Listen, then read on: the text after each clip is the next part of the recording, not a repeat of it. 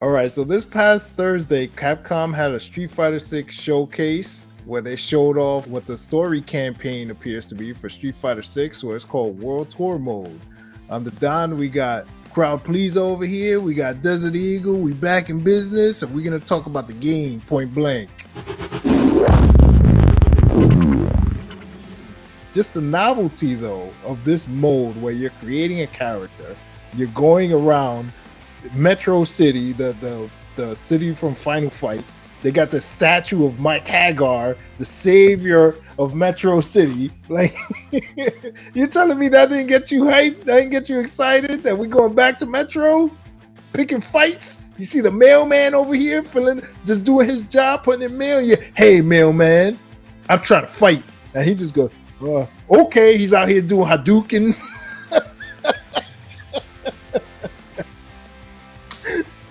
And then you see the crowd starts catching. They're like, oh, there's a street fight happening over here. Sure, yeah. Once you start fighting, the crowd just gathers behind you. Like, what's going on here? You see somebody else drop a quarter on the floor. I'm next. You see the three low polygon count characters in the background looking stupid. Like, what's going on over here? There's a fight happening. Yeah, that don't look good. That don't look good at all. But hey, like you said, Don, it's the novelty of what this is trying to be. For years now, we already know that Mortal Kombat has taken the throne in terms of single-player campaigns for these fighting games. Street Fighter V specifically was awful. It came shipped with the most bare-bones crap of a story that you can ever think of. And they tried to patch in certain elements after the fact, and they knew it was under par, and they knew they had to do something big. I'm glad that they went this route because it isn't a direct copy of Mortal Kombat, but at the same time, it's its own unique thing, and it looks good for what it is. Yeah, this is a complete separate game included with Street Fighter 6. It's like a free RPG campaign. You create your character and your whole mission is to go around and train, learn fighting styles, and they're doing it in a real unique way. You're going to one part of the world, meeting up with a master to learn under them. For example, Chun-Li. You learn her moves. Then you go out into the streets and fight. And you gain levels, you gain experience, you also lose health over time, so you actually have to go to like street vendors and buy food to regenerate health. And then to further the customization and RPG elements of this, you could go buy cosmetic items in stores like new clothes, hats, shirts, things, etc. And you earn money to buy all those things, of course, while you're fighting and you could do side quests too from each master. So that's another cool thing. One of the things I loved about this mode was the actual cutscenes for the actual characters in the story. Those looked amazing. They showed what seemed to be Chun-Li's apprentice, and she looked really good. The animations looked really good. Obviously, it's a pre-rendered scene, or pre-rendered cutscene, but it looked amazing for what it was. Also, like I said before, when you look at the start of the game and you see your own rival, those animations are great. The animations for the existing characters are great. The cutscenes look really good. But then when it goes back into the real world, you see blocky generic Chun-Li staring at you and with the text on the bottom because you can't, it's too much to add the voices for these characters. Yeah, then it reminds me of next gen Shenmue. It's just awful, but it's good awful. It's good awful. Yeah, I mean, for what it is, we had no idea this is what the campaign or story mode, whatever you want to call it, was going to be for Street Fighter 6. So just the fact that they went this far to make like a whole world, and they said there's other cities that you go to besides Metro City. Like, I can't be too mad about it. Like, I don't expect them to spend hundreds of thousands of dollars designing NPCs that you're going to be fighting. So it's like, I don't care that these generic mailmen and paper boys look like trash. I mean, you're probably going to fight them for 10, 15 seconds tops. So it doesn't really matter what they look like to me. I'm just glad that they moved the story, or whatever this is, away from the Shadowloo and Bison. These people who are supposed to be street fighters are international cops taking down a terrorist organization. The story for Street Fighter never made any sense. And this makes sense. The game's called Street Fighter. So let's fight in these streets. The one thing I hated were the stupid looking NBC cardboard box guys that you were fighting, and you like 2 or 3 of them at a time. I'm like, come on, man. Like, you could tell they're gonna be littered with these idiot cardboard box generic guys because they ran out of faces. I was like, what is happening right now? Why are we fighting a dude with a cardboard box and cut out with the eyes, thinking like, whoa, this guy is scary? It just didn't make any sense. Oh, I mean, he lost too many fights. He can't afford the fancy clothes that you got. You know what I mean? You got Jordans that gives you extra jumping boost, stronger kicks. This guy's broke because he keeps losing, so he got a bag over his face. That cardboard box that they're wearing over their head, they're all wearing the same box.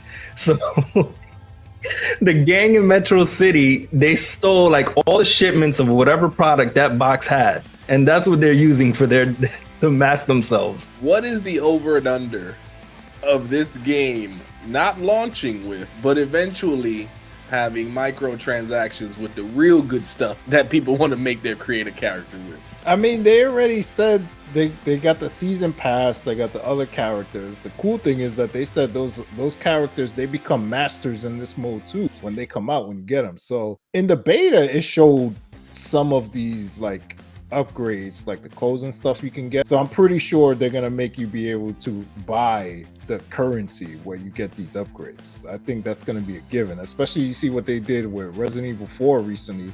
They waited till after the game came out and after the reviews, and like a week later they put microtransactions where you just upgrade all your guns. There's 100% chance that that's gonna happen. I guarantee within a week after the game comes out, the reviews are out, you're gonna see microtransactions. That's a given. I do like what seems to be a vast majority of stages when you're fighting. Obviously, you're going to different locales and things like that, but it looks like they were showing a lot of different backgrounds off, and it doesn't look necessarily that those are going to be the same backgrounds as in game. It looks like those are unique to the story mode, at least from my understanding, based off of what I saw at the showcase. So that was pretty cool. Some of them obviously needed a little bit of work.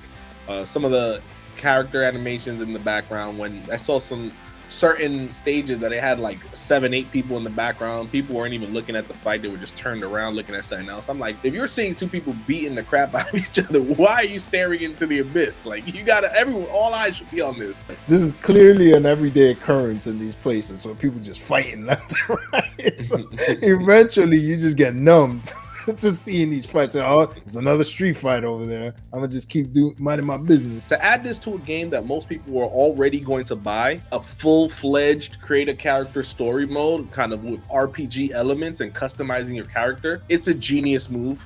I'm not even gonna lie, it's a great idea, and it's a great representation of where Street Fighter is going. Hopefully, like you said, with the new characters that keep coming in, they keep adding missions to this world tour. That is amazing too. You know, one of the negatives of other campaigns is obviously, unless you're buying DLC, you're not really getting much after that main story. So if they can continue that momentum and keep adding new characters and keep making those characters masters, I think that's gonna be a recipe for success. I thought another cool thing was that with your created character, you master it up, you learn different styles from different masters, and then you could use it to play against other people's created characters. So this is gonna be like a new way to play Street Fighter that you never played before.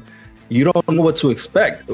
In every other fighting game, especially Street Fighter, you know what these characters could do. You know their moves, so you know how to fight against them. But other people's created characters, you don't know what moves they got. You don't know their styles. So it's just going to be, every match is going to be completely different. There's going to be like millions of possibilities in terms of matchups between players.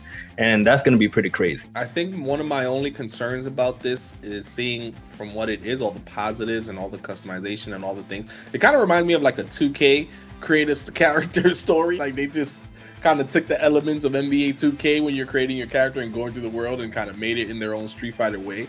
But I think one of the big concerns is, how long is this mode? You know, I know they showed a lot off and they said it's going to continue growing, but are we genuinely expecting something that's several hours? Are we expecting something that's a quick 4 or 5 hour finish, and then obviously they'll keep adding stuff every season. You know, what do you guys think this is going to be in the long term? Because it looks like they're trying to extend this throughout the life of Street Fighter. It's not just going to be a regular campaign, you go through it and then you keep it moving. I mean, I doubt it's going to be more than 10 hours is my guess. It'll have like different hub worlds. Each world will probably have like 3, maybe 4 masters in it. You go to each one, you get the quest from the apprentice, then they become your rival. You do maybe like 3 missions, then you fight the master, you get their style, then you just move on. That's my guess of what it's going to be. It seems like, because what's the meat and potatoes of Street Fighter is online play. They're not going to try and keep people hooked in this single player mode and away from what makes Street Fighter Street Fighter. That doesn't seem like that would be a good idea, having this 80-hour thing. Well, I think it's going to be longer than most people expect, because like any other RPG, you could probably just rush through it. But if you want the most from it, if you want to get the best cosmetics, you know, you got to fight a lot. You got to earn that money to get that stuff. And there's also unlockables in each part of the world. You know, in Metro City, there's going to be a certain number of unlockables, and you have to learn certain moves from the masters to be able to get to those unlockables. Like there was one clip where the dude had to do Chun-Li's spinning bird kick to get to the unlockable. So I'm pretty sure in every part of the world that you could get to, there's going to be a whole bunch of unlockables like that, and you're going to need to learn moves to get to those things. But not every player is going to want to do that. Maybe they're just going to want to go through the whole thing really quick and call it a day. So it's going to be as long as you want to put time into. So let us know what you think about this World Tour mode in the comments below. If you enjoy our channel, consider subscribing, hit the like button, and until next time, let's game on. If you like